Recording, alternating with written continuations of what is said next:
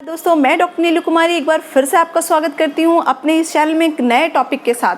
तो आज का हमारा टॉपिक है विटामिन B12, जिसको मिथाइल कोबालामीन भी बोलते हैं। तो विटामिन B12 की डेफिशिएंसी के बारे में हम लोग मेनली आज बात करेंगे, तो वीडियो में अंत तक बने रहिएगा। पहले तो मैं आपको कुछ ब्रीफ इन्फॉर्मेशन दे रही हूँ। विटामिन B12 होता क्या है, ये हमारे बॉडी में क्या मदद करता है, क्यों हमें चाहिए विटामिन B12। तो ये होता है actually water soluble water soluble ये विटामिन है, और इसका ज़रूरत जो होता है हमारे शरीर में, हमारे मांसपेशियों मतलब muscles, nervous system, red blood cell का प्रोडक्शन में, DNA का प्रोडक्शन में, ये सब चीज़ में हमारे बॉडी में हेल्प करता है। तो सोर्स क्या है इसका, कहाँ से मिलता है विटामिन B12?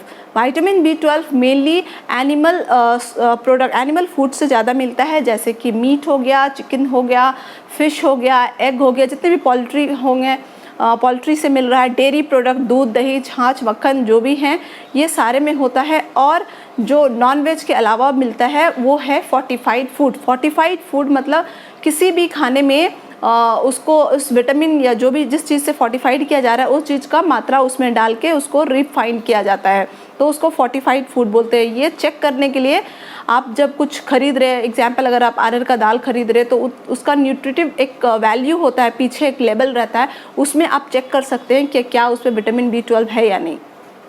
तो ये हो गया सोर्स के बाद। फिर मैं बात करती हूँ कि ये किस में ज़्यादा रिस्क है, विटामिन B12 किसको डेफिशिएंसी हो सकता है। तो जो सबसे पहला नंबर पे आता है वो है एल्डरली, जो उम्रदार लोग हैं, बूढ़े लोग हैं, उनमें विटामिन B12 की डेफिशिएंसी होने का चांसेस बढ़ जाता है। जो मोटापा कम करने के लिए बाईपास सर्जरी कराते हैं, अपने स्टमक का सर्जरी कराते हैं, वो आंत को काट के छोटा करते हैं, तो उसमें भी विटामिन B12 की डेफिशिएंसी हो सकती है। तीसरा है कुछ दवाइयाँ जिसकी वजह से होती है, जैसे कि अगर आप डायबिटीज़ के पेशेंट हैं और मेटफॉर्मिन खा रहे हैं तो आपको विटामिन B12 की डेफिशिएंसी हो सकता है। अगर आप गैस की गोली, हार्ट बर्न के लिए अगर गोली खा रही हैं, PPI जिसको बोलते हैं, उसमें इसमोप्राजोल हो गया, पेंटोप्राजोल हो गया, रेबिप्राजोल हो गया, ये जो भी दवाइयाँ आप खाएंगी PPI, वो भी B12 की डेफिशिएंसी को आपको फेवर करता है डेफिशिएंसी की तरफ। वो इसलिए क्योंकि वो एब्जॉर्प्शन होने ही नहीं देता है। आप जो डाइट में ले रहे हैं या आप अगर सप्लीमेंट ही क्यों ना ले रहे हो, तो अगर आप ये दवाइयाँ ले रहे हैं तो आपको एब्जॉर्प्शन में वो दवाई हिंडर करता है। फिर उसमें से एक विटामिन C भी आ गई। विटामिन C की भी गोली आपका B12 को एब्जॉर्प्शन को कम करता है, इनफैक्ट रोक देता है। तो जब भी अगर आप विटामिन C को विटामिन B12 के साथ ना लें, जब भी आपको लेना पड़ रहा हो तो एटलीस्ट 2 to 3 आवर के गैप में लें ये। और कुछ जो प्योर वेजिटेरियन होते हैं उनमें भी विटामिन B12 की डेफिशिएंसी होने का चांसेस बढ़ जाता है, बिकॉज़ उनको विटामिन B मिल नहीं पाता है, तो उनको एक मात्र ऑप्शन बचता है सप्लीमेंट का। फिर जो हैवी ड्रिंकर हैं, जो ज़्यादा दारू शराब पीते हैं, उनमें भी विटामिन B12 की डेफिशिएंसी हो सकती है।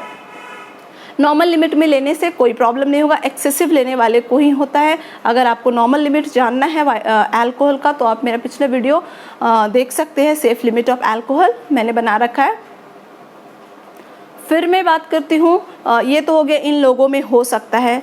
तो अब हम लोग जानेंगे कैसे कि हमारा विटामिन B12 कम है या क्या है। तो जो नॉर्मल रेंज है वो है 200 से 1000 नैनोग्राम पर ml। ये याद रखेंगे फ्रेंड्स, ये जो यूनिट है वो चेंज करेंगे तो पूरा लेवल ही गड़बड़ हो जाएगा। तो जो मैं अभी बता रही हूँ वो नैनोग्राम पर ml के हिसाब से बता रही हूँ।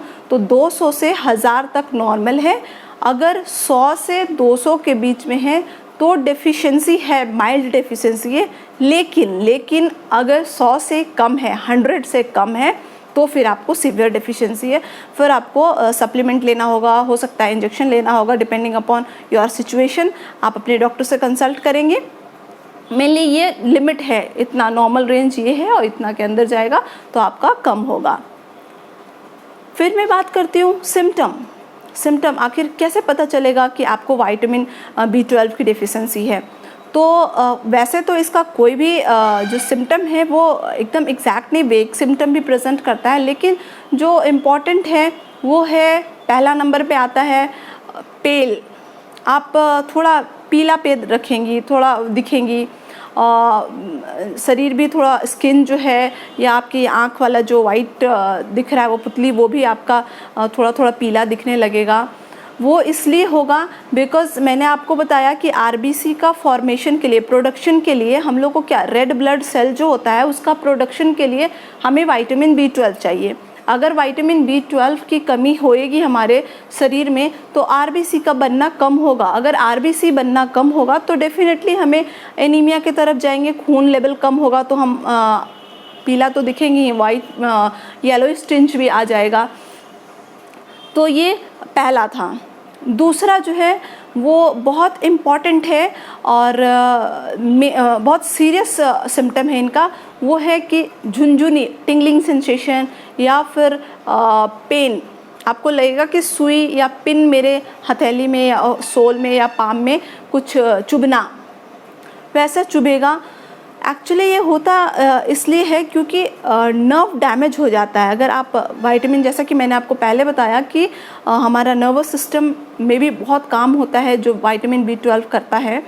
तो क्या होता है कि जब आप विटामिन B12 नहीं जा रहा है आपके शरीर में, सफिशिएंट नहीं है, तो विटामिन B12 जो एक मेटाबॉलिक पाथवे करता है, पाथवे में उसका रोल होता है जिसमें वो एक फैटी टिश्यू कंपोनेंट कुछ बनाता है जिसको हम लोग माइलिन बोलते हैं।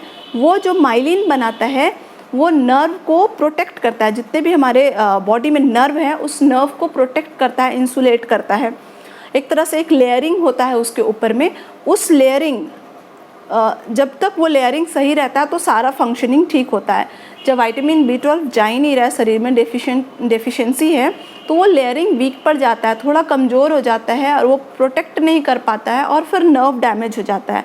और फिर इसी नर्व डैमेज की वजह से हमें टिंगलिंग सेंसेशन या झुनझुनी बोलना कॉमन लैंग्वेज में बहुत प्रेजेंट करते हैं कि नम हो रहा है, भारी लग रहा है कि कुछ चुभ रहा है।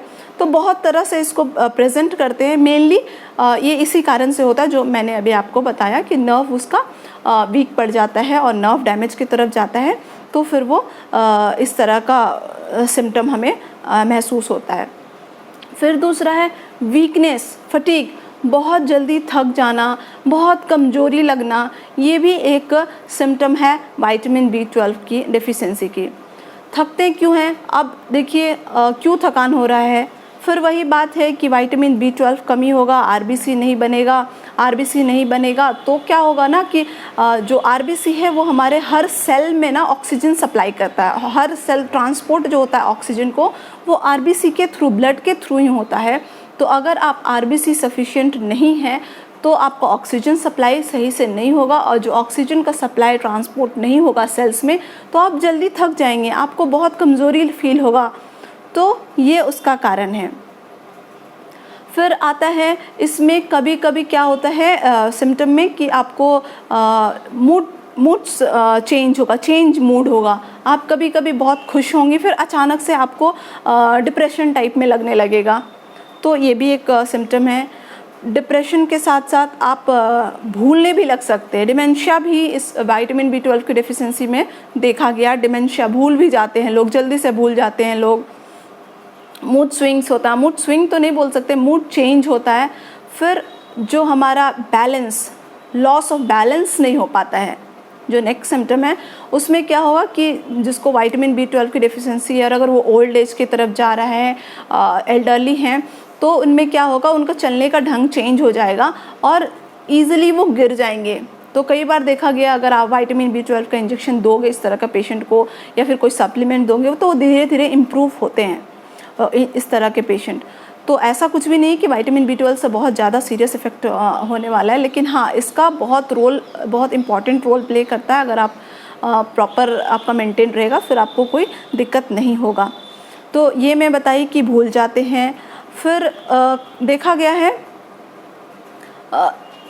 चेंज, गेट में तो चेंज होएगा ही। फिर मैं कौन सा सिम्टम भूल रही हूँ कुछ, हाँ जो सबसे अर्ली सिम्टम है मैं तो वही भूल गई, जो सबसे इम्पॉर्टेंट है, जो अर्ली बताता है कि आपको विटामिन B12 की डेफिशिएंसी है या तो वो है ग्लोसाइटिस। जो उसमें क्या होता है ना, टंग में रेडनेस होता है, स्वॉलन टंग हो जाता है, आपको लाल जीभ दिखेगा पूरा और दर्द भी होगा, हो सकता है टेस्ट बड में भी थोड़ा कभी कभी प्रॉब्लम होता है, टेस्ट बड अच्छा से समझ में नहीं आता है कि क्या खा रहे हैं, क्या कुछ अच्छा नहीं लगता है।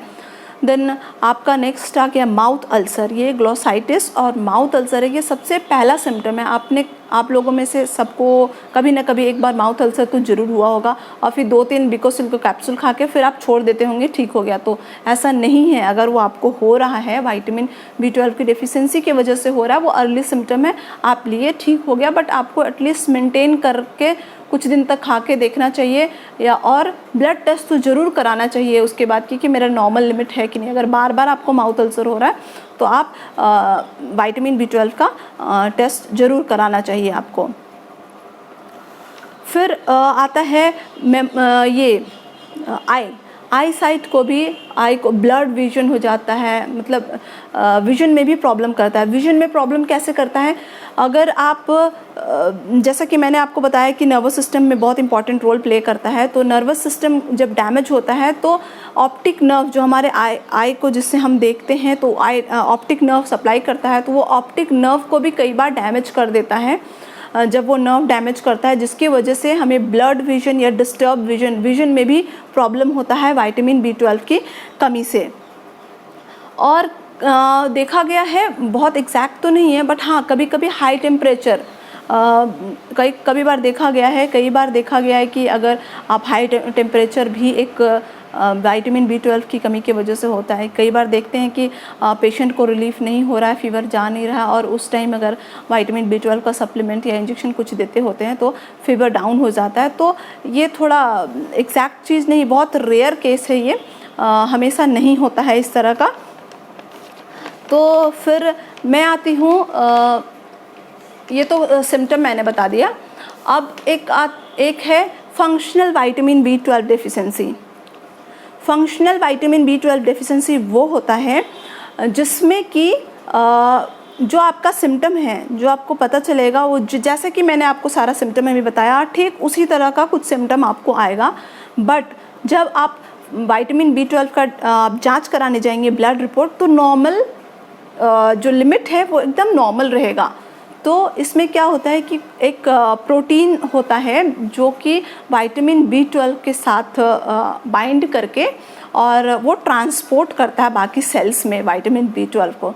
तो कई बार देखा गया है कि जो वो प्रोटीन होता है जिसके साथ विटामिन B12 बाइंड करता है, वो प्रोटीन में कुछ प्रॉब्लम होता है जिसको इंट्रिंसिक फैक्टर बोलते हैं। उतना ज़रूरत नहीं है अभी आप लोगों को।